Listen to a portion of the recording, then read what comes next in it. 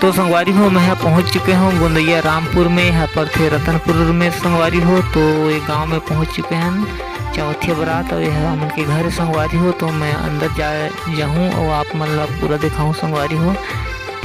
ठीक है, हम अंदर घुस चुके हैं संगवारी हो। ये तरफ देख सका था आपन, यह बहुत भीड़ लगे संगवारी हो और यहाँ टिकावन बंदावन चला थे संगवारी हो। तो संगवारी हो ऋषभ भाषा के घर में पहुंच चुके हैं और आंगन में संगवारी हो जहाँ साहब शादी होते। तो आप मतलब जरूर दिखाऊँ। ये तरफ देख सका था संगवारी हो टिकावन बंदावन चला थे। नजदीक जाके दिखाते संगवारी हो आप मतलब।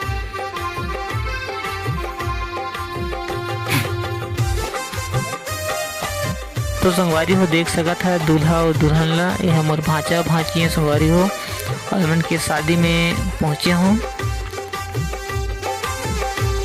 तो संगवारी हो अब बातचीत कर ला बंद कर संगवारी हो, थोड़ा शादी की क्लिप देख लो।